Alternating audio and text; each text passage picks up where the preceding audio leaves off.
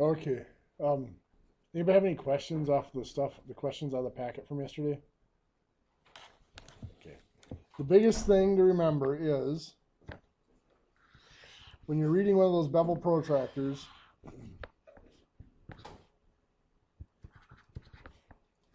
we're going to see just how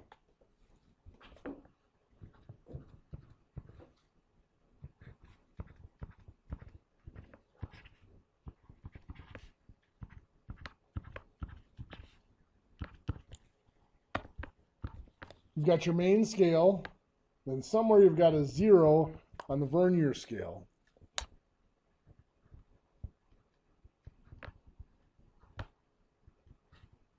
This will be equal to 15 here and so on.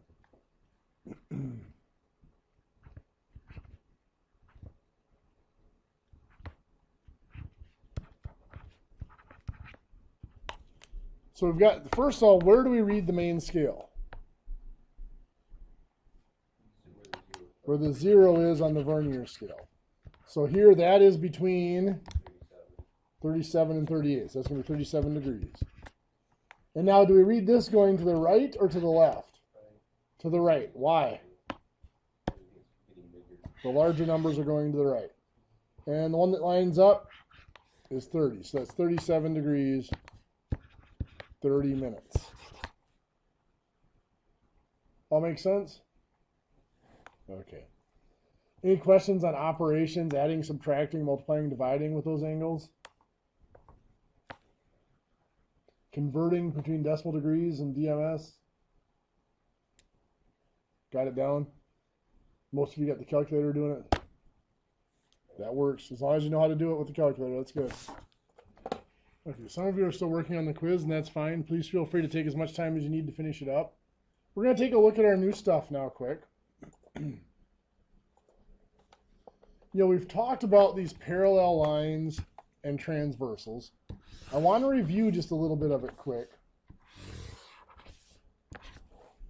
So pretend those lines are parallel. And we have a third line cutting across them. That's a transversal. Now, transversal doesn't just have to cut across parallel lines. It can cut across any two or more other lines. Parallel lines, however, it creates a special set of circumstances. If I happen to know one angle here, if I know that this is 71 degrees, I now know a total of 8 angles. What's this angle here have to be? Or how do I find it at least? Yeah, there you go. 180 minus the 71 gives us 109 degrees. Because that's a straight line in there, those two angles have to add up to 180. And now we know the measure of every angle involved in this transversal. This angle here, of course, is going to be 71. This one, 109. Down here, this one, 109. This one, 71, 109, and 71. So there are only 2 different measurements of angles created by that transversal when it cuts across parallel lines. Because of this, there are some circumstances that come about when we move lines. So we're going to start out with a certain angle. And I'm going to ask you what happens if I take and create lines that are parallel to the sides of this angle. So if I take a line right here, whoops, take a line right here that's parallel, obviously, to this side, and I take another line right here that's parallel to this side. Well, they're going to intersect, and at least 2 of the angles that are created by those intersecting lines are going to equal this original angle. So if this angle here is 38 degrees, these 2 angles here are both going to be 38 degrees. What are these angles here going to be?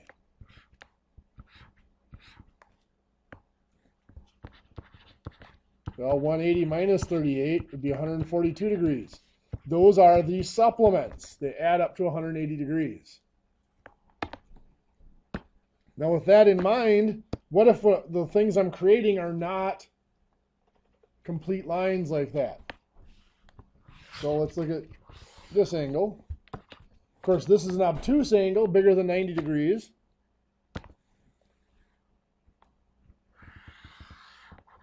So there's a ray that's parallel to the one side of the angle. If I tell you, by the way, that this angle is 111 degrees. If I now create a ray that's parallel to this side, what are the options for the angle it creates? If I'm going to create a ray that's parallel to this side from this starting point, there are two possible angles it can create. I can go this direction. That's parallel to this side. And what's this angle now that's created? That's 111. Or I could go this direction. Still parallel. Not 79, but 69. Very good. 180 minus the 111. Supplements. I know what you meant. So when we have an angle and we construct lines that are parallel to the sides of that angle, we are going to create another angle that is either equal to it or the supplement of it. This actually happens a lot when you're doing offsets in machining, so you need to be aware of those angles being created.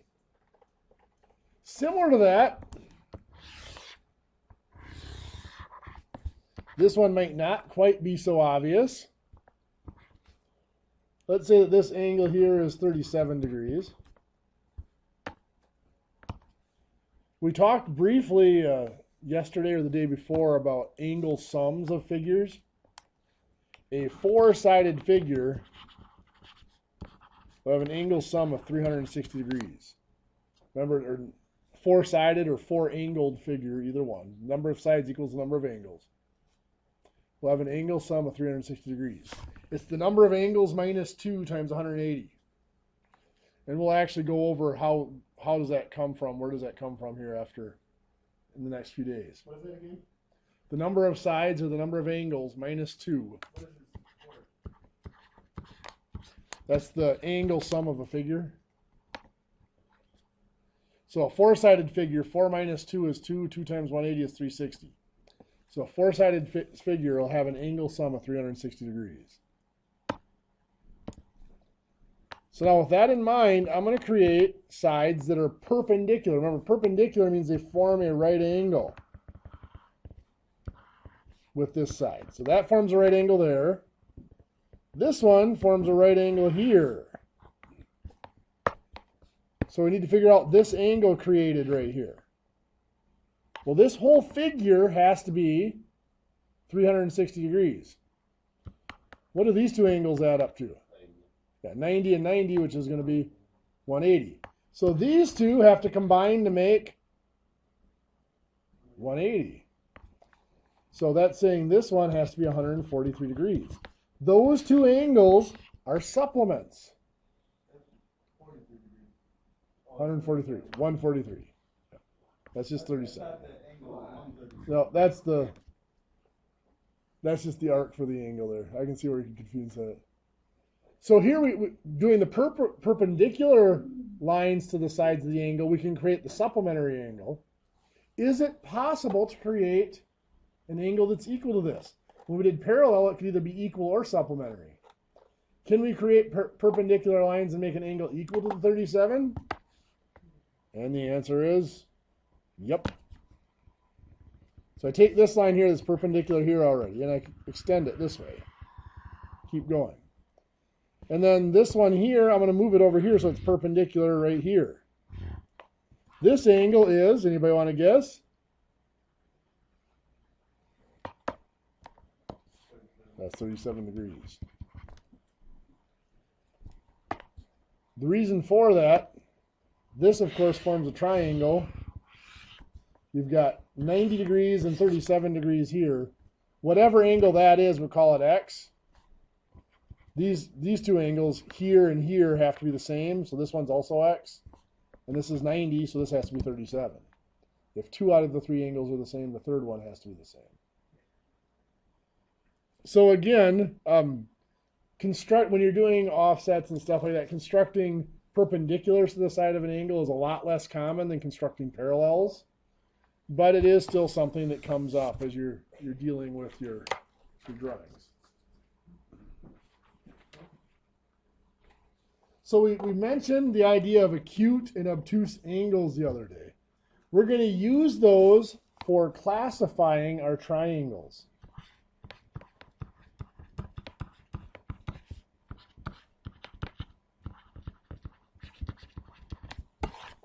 Now, first of all, the angle sum of a triangle.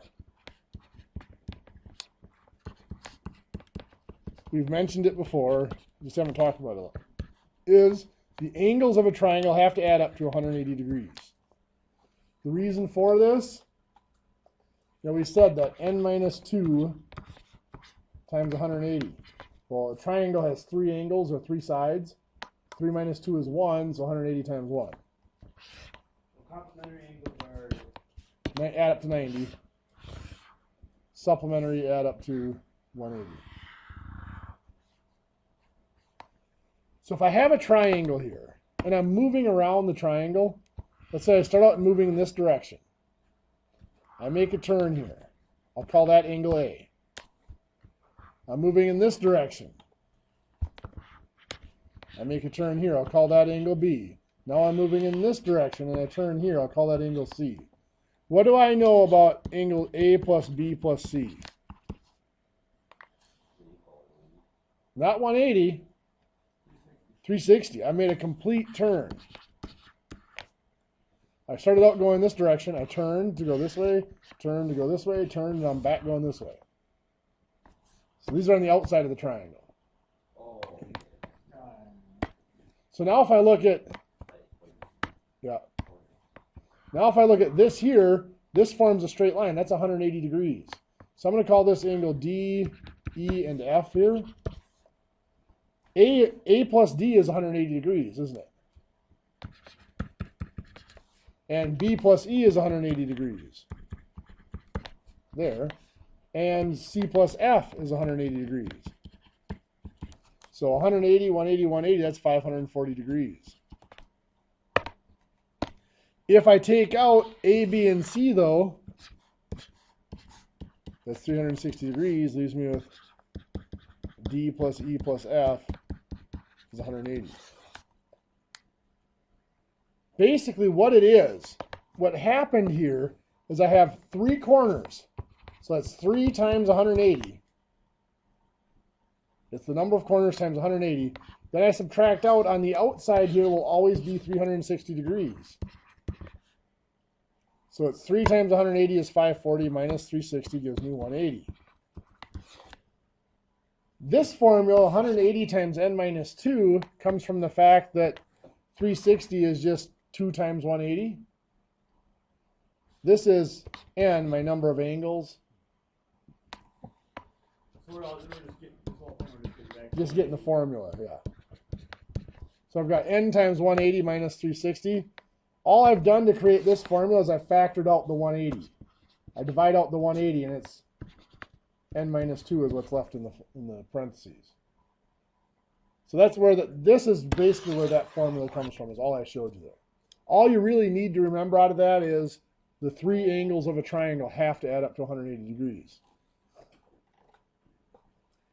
So now when I look at triangles, there are 2 ways to classify them. I can classify them with their angles, or I can classify them with their sides. And many times I classify them with a combination of both. So for angles, we're going to start out with the special one. I can have a triangle that has a right angle in it. That is called a right triangle. By the way, when we're classifying a triangle by its angles, we are classifying it by its largest angle. A right angle would be the largest angle in a triangle. You couldn't have anything bigger than 90 because the angle sum is 180 degrees. If one angle is 90, Well, the other two have to add up to 90, so neither one of them can be bigger than 90.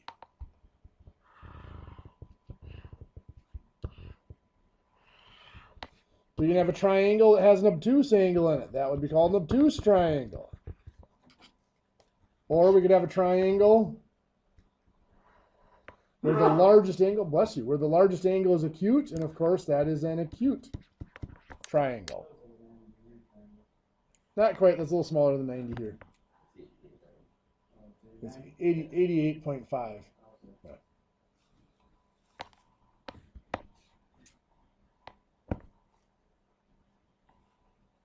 On the other half of things, if I'm classifying them by their sides, I'm going to start out with the most organized.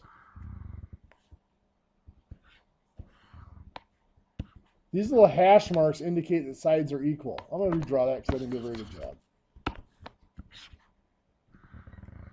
Didn't do much better there, but we're going to go with it. Those hash marks indicate that those sides are equal. So all three sides are equal on this triangle. That would be equilateral. Very good. Now, not only are all sides, well, I'll get back to that in just a second. Next, Angles are equal as well. we have one where only two sides are equal and the third one's different. That is Bilateral. isosceles.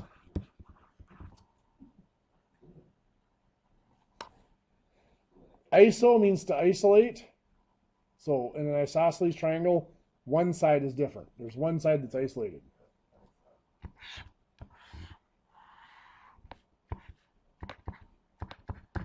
Now, it's a little hard to be sure, but the markings tell us for sure. The fact that each one is marked different tells us each side is different.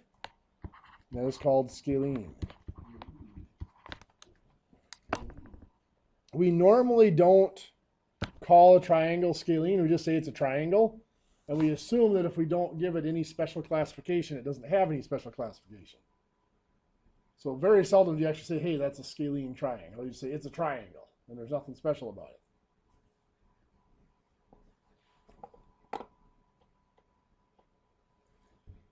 So like I mentioned, a lot of times we will classify a triangle by both the angles and the sides. For example,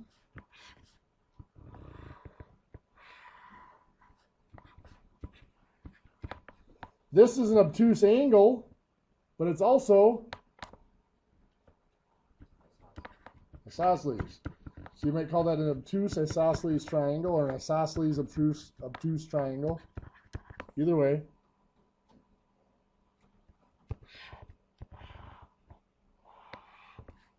This is, what would you call that one?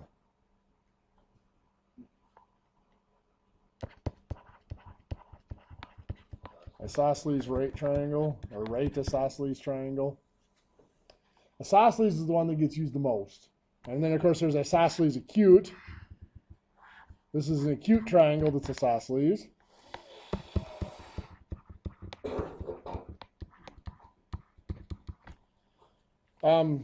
Equilateral, of course, cannot be right. An equilateral triangle, as Josh mentioned, if all the sides are equal, all the angles have to be equal.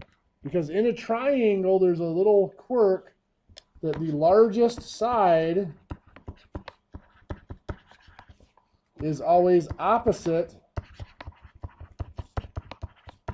the largest angle. And vice versa. The largest angle is always opposite the largest side. So in an equilateral triangle, for one angle to be bigger than the other, its opposite side would have to be bigger than the other. So since all three sides are equal, all three angles have to be equal, which means in an equilateral triangle, the angles are always how much?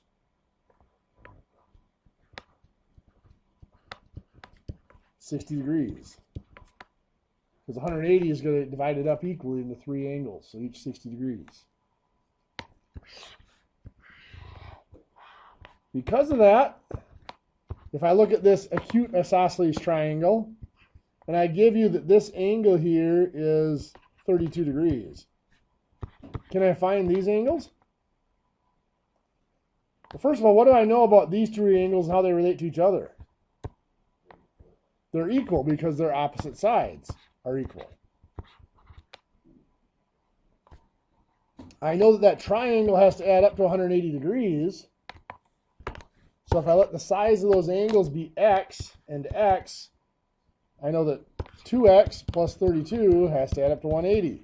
And I can solve that equation. Subtracting 32 and divide by 2. X equals 74 degrees. So each of those angles is 74. Okay, I believe I've got to give you a new packet today. In this new packet, on page 281, it's going to be 1 through 12. That's items just dealing with transversals, parallel lines, and angle relationships. And then on page 286, 1 through 23, the odd.